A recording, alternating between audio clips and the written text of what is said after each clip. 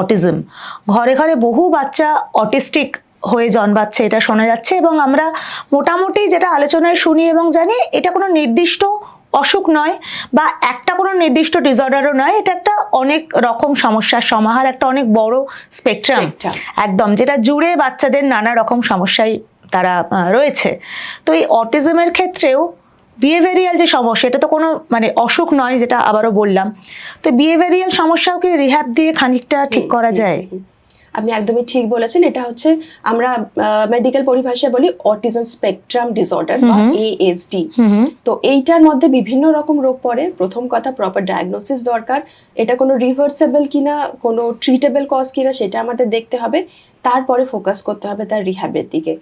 মেডিকেশনের দরকার পড়তে পারে তার বিহেভিয়ারাল কিছু অ্যাবনর্মালিটিস থাকলে, সেক্ষেত্রে আমরা মেডিকেশনস কিছু দিয়ে থাকি বাচ্চাকে শান্ত করার জন্য।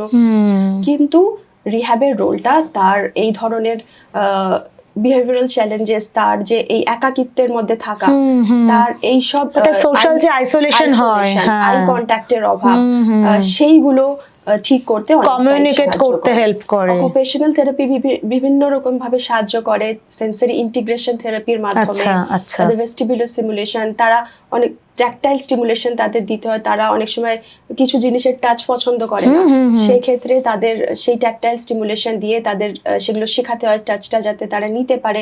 কিছু কিছু ক্ষেত্রে তাদের প্রবলেম সলভিং স্কিলস থাকে না, সেগুলো ডেভেলপ করতে হয়। স্পিচের একটা বড় ভূমিকা থাকে। স্পিচ থেরাপিস্টরা অনেক সময় নিয়ে তাদের সাথে কাজ করেন তাদের স্পিচ ডেভেলপ করার জন্য। তো রিহ্যাব টিমের অ্যাজ এ হোল একটা বিশাল রোল আছে।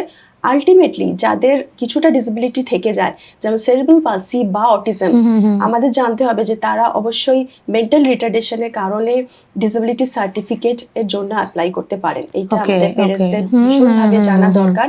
তাদের স্কুলিং, তাদের পরবর্তী জীবনে চাকরির ক্ষেত্রে ডিসেবিলিটি সার্টিফিকেট বানিয়ে নেওয়াটা দরকার পড়তে পারে, যদি তারা স্বাভাবিক বাচ্চাদের তুলনায় একটু পিছিয়ে আছে মনে হয়। সেক্ষেত্রে আমাদের দেখতে হবে যে তারা কি কি সমস্যায় ভুগছে। লোকোমোটর ডিসেবিলিটির সাথে সেরিব্রাল পালসির বাচ্চাদের বিভিন্ন ক্ষেত্রে লোকোমোটর ডিসেবিলিটি থাকে অ্যালং উইথ মেন্টাল রিটার্ডেশন।